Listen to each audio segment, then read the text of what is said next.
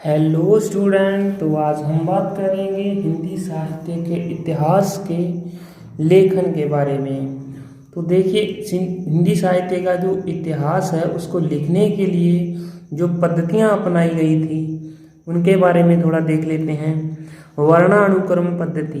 देखिए, जो वर्णानुक्रम पद्धति थी उसमें क्या होता था, तो जो लेखक होते थे, जो कवि होते थे, उनके नाम का जो प्रथम वर्ण था उसी के आधार पर ही ग्रंथ लिखे जाते थे। जैसे गारसा दितासी ने लिखा था इस्तवार द ला लिटरेत्र इंदुए हिंदुस्तानी। तो उन्होंने सर्वप्रथम तो हिंदी साहित्य का इतिहास जो लिखा है उसने वर्णानुक्रम पद्धति का प्रयोग किया है। यानी कि जैसे पहले ए आती है, फिर बी आती है, तो ऐसे ही उनके नाम के आधार पर तो जो कवि होते थे उनको क्रमबद्ध तरीके से लिखा था। और शिव सिंह सरोज, जिन्होंने हिंदी साहित्य का जो इतिहास लिखा है, हिंदी भाषा में पहला इतिहास इन्होंने ही लिखा था, शिव सिंह सेंगर ने। शिव सिंह सरोज इनका ग्रंथ था। कालानुक्रम पद्धति कौन सी थी?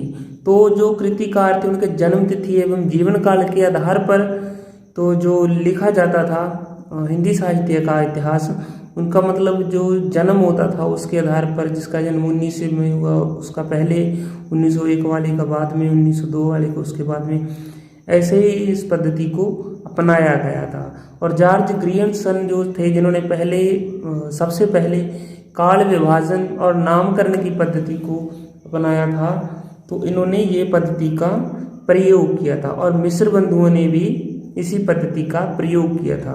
मिश्र बंधु विनोद इनका ग्रंथ है, इतिहास ग्रंथ है। और जॉर्ज ग्रियर्सन का जो ग्रंथ है वो है the modern vernacular literature of Hindustan. तो देखिए, जो इनका इतिहास ग्रंथ है, इन्होंने सर्वप्रथम जो काल विभाजन किया था और नामकरण की जो पद्धति इन्होंने ही चलाई थी, जॉर्ज ग्रियर्सन ने।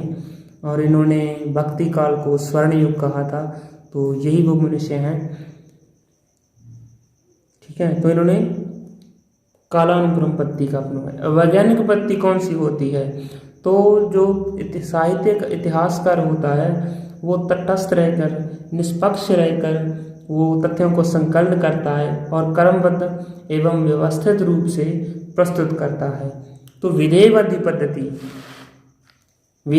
पद्धति कौन सी होती है? तो आधार होते हैं कि तत्कालीन सामाजिक परिस्थितियाँ। तो इनके जो जनक माने जाते हैं वो 3 होते हैं और ये सर्वश्रेष्ठ पद्धति मानी जाती है हिंदी इतिहास लेखन में, या साहित्य का जो इतिहास लेखन माना जाता है उसमें ये सर्वश्रेष्ठ पद्धति मानी जाती है। और आचार्य रामचंद्र शुक्ल ने भी इसी पद्धति का प्रयोग किया है। हिंदी साहित्य का इतिहास जो आचार्य रामचंद्र शुक्ल ने 1929 ईस्वी में लिखा था। तो इसमें जो जाति यानी कि रेस होती है, वातावरण, मिल्यू और क्षणविशेष यानी मूवमेंट, इन 3 जो विशेष तथ्य होते हैं उनके आधार पर यह इतिहास ग्रंथ लिखा जाता है। तो हिंदी साहित्य इतिहास लेखन की जो आधारभूत सामग्री रही है, कौन कौन से ग्रंथ रहे हैं कि हिंदी साहित्य का जो इतिहास लिखा था उनका प्रयोग में लाया गया था। 84 वैष्णवन की वार्ता गोसाई गोकुलनाथ जी की जो रचना है, जिसमें वल्लभाचार्य के 84 शिष्यों का वर्णन किया गया है। तो जो गोकुलनाथ है वो विठलनाथ के बेटे हैं और वल्लभाचार्य के पोते कह सकते हैं। 252 वैष्णवन की वार्ता, ये भी गोसाई गोकुलनाथ की रचना है और इसने अपने पिता के जो विठलनाथ था उनके 252 जो शिष्य थे उनका वर्णन किया गया था। और वल्लभाचार्य और विठलनाथ के जो अष्टसाप के कवि हैं, कृष्ण कवि हैं, वो काफ़ी ख्याति प्राप्त कर चुके हैं। तो आगे देखिए, भक्तमाल किसकी रचना है? तो ये नाभादास की रचना है और 1316 छंद है और 56 इनमें प्रधान छंद है, जिसमें 200 राम भक्त कवियों का वर्णन किया गया है। काली हजारा कालिदास त्रिवेदी की ये रचना है। गुरु ग्रंथ साहिब गुरु अर्जन देव जी ने इनका संकलन किया था और भाई गुरदास जी थे, उन्होंने ये ग्रंथ लिखा था। इसमें नानक, रामदास, ये तो गुरु हो गए, और कबीर, रैदास साहब जो भगत थे, जो 17 भक्त कवि हैं, उनकी भी ये वाणी संकलित इसमें की गई है। तो ये तो आधारभूत सामग्री कहाँ से प्राप्त हुई है, जो साहित्य के जो इतिहास लिखे गए हैं। तो सर्वप्रथम जो इतिहास लेखन की जो परंपरा है, इसमें सर्वप्रथम कौन सा इतिहास लिखा गया है, तो वो गारसा दितासी का इस्तवार दी लाल लिटरेचर इंदुए हिंदुस्तानी, इसका प्रयोग किया। तो इसमें 738 कवि हैं, जिसमें मात्र 72 कवि हैं जो हिंदी के हैं। तो जो लूसेंट की किताब है वो कहती है कि इसमें 3000 कवियों का परिचय दिया गया है, और इसमें 2200 यानी हिंदुस्तानी यानी उर्दू के हैं, और 800 हिंदुई यानी हिंदी के कवि हैं। तो ये इन्होंने पद्धति कौन सी बनाई थी, वो वर्णानुक्रम पद्धति अपनाई है, और भाषा इनकी फ्रांसीसी है, और अनुवाद इसका किसने किया था, लक्ष्मी नारायण वार्ष्णेय ने इसका अनुवाद कार्य किया है। ये भारत में ये जो गारसा दितासी हैं, ये उर्दू के प्रोफेसर रहे हैं, इसलिए इन्होंने अधिकतर जो कवि उठाए हैं वो उर्दू के ही हैं। 2 भागों में इसका जो प्रकाशन हुआ था, 1839 में पहला भाग, और 1847 में इसका दूसरा भाग, और 1872 में इसका तीसरा, मतलब जो संस्करण आया था, भाग इसके 2 ही थे, किंतु इसका तीसरा संस्करण 1872 में भी छपा था। इन्होंने जो हिंदुओं द्वारा प्रयुक्त हिंदी का प्रयोग, और हिंदुस्तानी मुसलमानों द्वारा प्रयुक्त हिंदी का जो प्रयोग किया गया था, यानी मुसलमान जो उर्दू के कवि थे उनके द्वारा। इसके जो इतिहास ग्रंथ का नाम था इस्तवार दी लाल लिटरेचर इंदुए हिंदुस्तानी। इंदुए हिंदुओं के लिए और हिंदुस्तानी मुसलमानों के लिए प्रयोग किया गया था। तो हिंदी साहित्य लेखन की जो ये प्रथम प्रयास था, नलिन विलोचन शर्मा ने इसे प्रथम इतिहास ग्रंथ माना है। तासी को प्रथम इतिहासकार, यानी कि गारसा दितासी को इन्होंने प्रथम इतिहासकार माना है। तो भारत के उर्दू के प्रोफेसर के रूप में ये काम कर रहे थे, और 738 कवियों को जो इन्होंने संग्रहित किया है, 738 कवि, और 72 मात्र हिंदी के थे।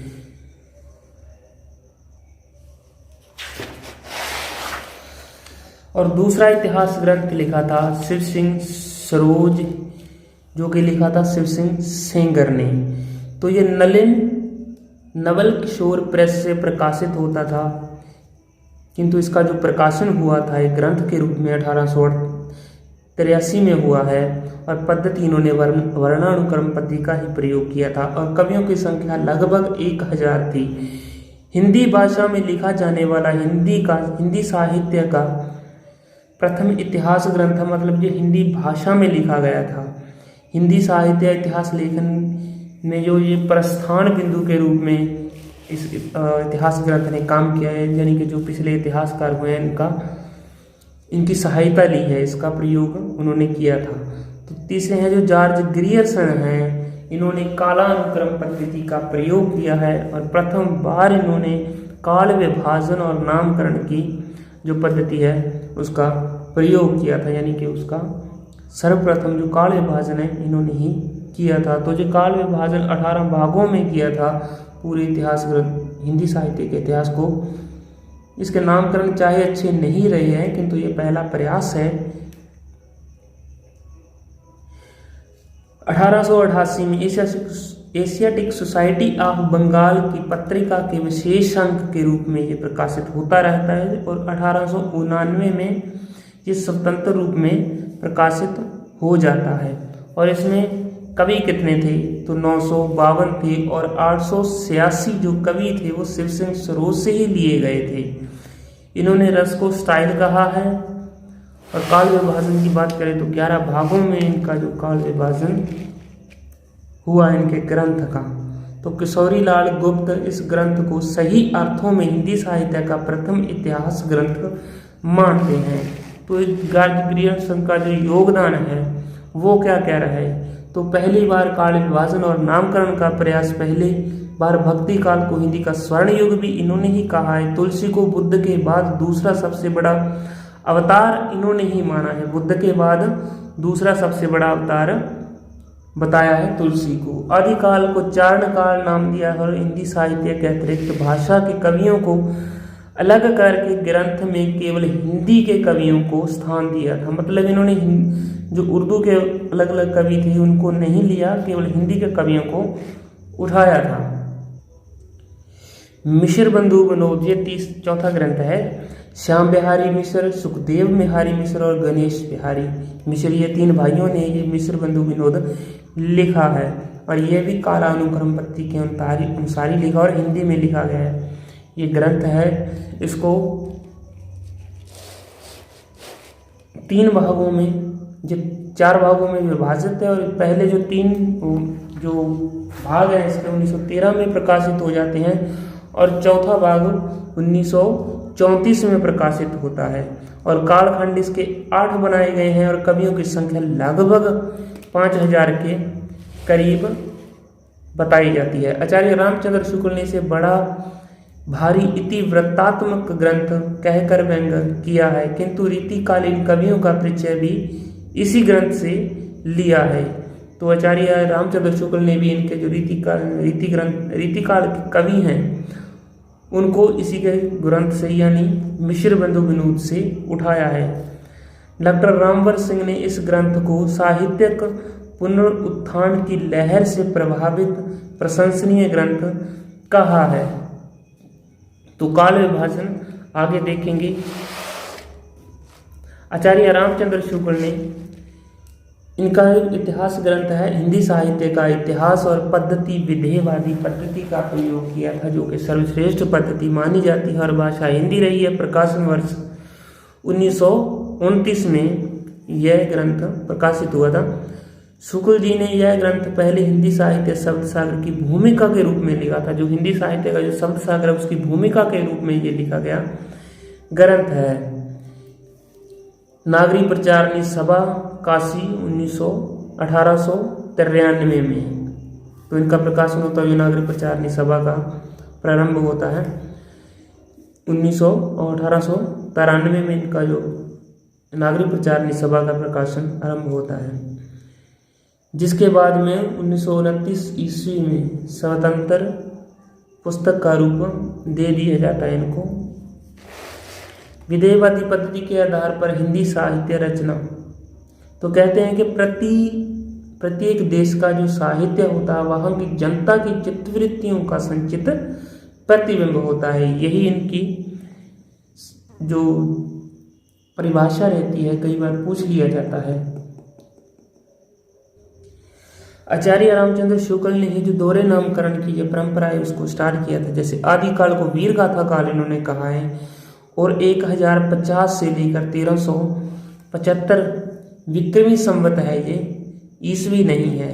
तो जो विक्रमी संवत होता है वो ईस्वी से 57 ईयर आगे होता है, यानी 57 वर्ष आगे चलता है। इसको पूर्व मध्यकाल कहा है, भक्ति काल को 1375 से 1700 विक्रमी संवत तक कहा है और उत्तर मध्यकाल रीतिकाल को कहा है।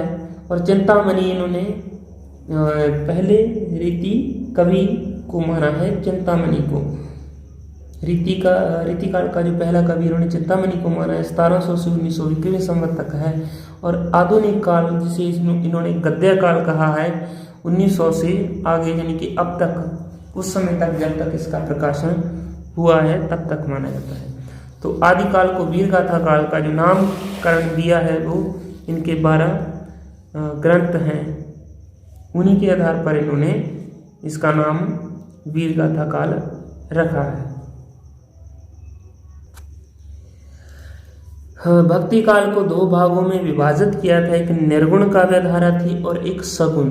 निर्गुण होती है जो ज्ञान मार्गी और प्रेम मार्गी थे, मतलब ये परमात्मा को एक सगुण रूप में नहीं देखते हैं, और ये जो सगुण थे वो राम और कृष्ण के रूप में भगवान को देखते हैं और उसी के आधार पर अपनी काव्य रचना करते हैं। शुक्ल जी ने रीतिकाल का विभाजन नहीं किया था, जैसे रीतिबद्ध, रीति सिद्ध और रीति मुक्त, तो ये काल विभाजन किया था विश्वनाथ प्रसाद मिश्र जी ने किया था। शुक्ल जी द्वारा प्रदान स्थान तुलसी दास, सूरदास और जयसी। और जो आधुनिक काल है उनको 3 उत्थानों में बांटा है। जब आप इसका ग्रंथ पढ़ोगे तब आप देखना, तो जो गद्य साहित्य और पद्य साहित्य है इनको आगे आगे इन्होंने विभाजित किया है। जैसे प्रथम उत्थान, द्वितीय उत्थान, तृतीय उत्थान, तो इन्होंने अलग अलग करके उसको विभाजित किया है। जैसे 1925 से 1950 जो विक्रमी संवत है वो उस समय कौन से कवि हुए हैं, 1950 से 1975 विक्रमी संवत में कौन से कवि हुए हैं, 1975 से आगे चलते कौन कौन से कवि, और इसी प्रकार इन्होंने पद्यों में व्याख्या की है। और डॉक्टर रामकुमार वर्मा जी ने लगभग जो आचार्य रामचंद्र शुक्ल जी ने इतिहास ग्रंथ लिखा है उसी को ही आधार बनाकर इन्होंने अपना इतिहास ग्रंथ लिखा था। इनके इतिहास ग्रंथ का नाम था हिंदी साहित्य का आलोचनात्मक इतिहास। इसके प्रकरण 7 थे और रामचंद्र शुक्ल के इतिहास ग्रंथ को इन्होंने आधार बनाया था। और आचार्य हजारी प्रसाद द्विवेदी जी का जो इतिहास ग्रंथ रहा है, इन्होंने 3 ग्रंथ लिखे थे। हिंदी साहित्य की भूमिका 1940 में, हिंदी साहित्य का आदिकाल 1952 में और हिंदी साहित्य का उद्भव और विकास 1953 में। और द्विवेदी जी ने शुक्ल जी की अनेक जो मान्यता हैं उनका खंडन किया है। नागरिक प्रचारणी सभा काशी से 16 जुलाई 1893 को हिंदी साहित्य का वृहत इतिहास संपादित किया गया था। और इसको किसी एक कवि ने नहीं, अनेकों कवियों ने मिलकर इस इतिहास ग्रंथ को लिखा है। और 6 से 10वें भाग तक जो नगेंद्र जी द्वारा ही इसके भाग लिखे गए हैं, 6 से 10 तक उस मतलब इसके संपादन कार्य नगेंद्र जी ने किया था। इसके 18 भाग हैं, 18 खंड हैं। शुक्ल द्वारा रचित इतिहास ग्रंथ पर आधारित है, यानी कि उनकी जो भूमिका रही है, तो इसी ग्रंथ की भूमिका में रूप में आचार्य रामचंद्र शुक्ल ने अपना इतिहास ग्रंथ लिखा था। डॉक्टर भागीरथ मिश्र ने हिंदी काव्य शास्त्र का इतिहास लिखा है। मोतीलाल मिनारिया ने राजस्थानी साहित्य की रूपरेखा लिखी। डॉक्टर टीकम सिंह तोमर ने हिंदी वीर काव्य लिखा। डॉक्टर नगेंद्र ने रीति काव्य की भूमिका 6वें खंड में लिखे थे। डॉक्टर नलिन विलोचन शर्मा ने हिंदी साहित्य का दर्शन लिखा है। डॉक्टर राम स्वरूप चतुर्वेदी ने हिंदी साहित्य और संवेदना लिखी है। संवेदना का विकास विश्वनाथ प्रसाद मिश्र ने हिंदी साहित्य का अतीत लिखा है। तो गणपति चंद्रगुप्त ने हिंदी साहित्य का वैज्ञानिक इतिहास लिखा है। ऐसे बहुत से इतिहास ग्रंथ हैं जो आपको मिल जाएंगे। जैसे धीरेन्द्र वर्मा जी का है हिंदी साहित्य, लक्ष्मी नारायण वार्ष ने आधुनिक हिंदी साहित्य, श्री कृष्ण लाल ने आधुनिक हिंदी साहित्य का विकास, ब्रजरचन दास ने खड़ी बोली हिंदी साहित्य का इतिहास लिखा है और प्रभु दयाल शीतल ने चैतन्य संप्रदाय और उसका साहित्य। ऐसे बहुत से इतिहास ग्रंथ आपको मिलेंगे। इसके काल विभाजन के बारे में हम कल बात करेंगे और आज वही ग्रंथ देखते हैं। बचन सिंह ने लिखा था हिंदी साहित्य का दूसरा इतिहास। सुमन राजे ने लिखा था हिंदी साहित्य का आधा इतिहास। 2003 में ईस्वी में यह प्रकाशित हुआ था। कह सकते हैं ये नवीन हिंदी साहित्य का इतिहास ग्रंथ है। नामवर सिंह ने आधुनिक हिंदी साहित्य की प्रवृत्तियाँ और राहुल सांकृत्यायन ने हिंदी काव्यधारा, दक्षिणी हिंदी काव्यधारा, ये 2 ग्रंथ लिखे हैं। तो अब कल हम करेंगे इनका काल विभाजन और नामकरण और पद्धतियाँ भी आगे इसकी पढ़ेंगे और पूरा इतिहास हिंदी साहित्य का पढ़ेंगे। तो बने रहे हमारे YouTube चैनल पर देखने के लिए। धन्यवाद।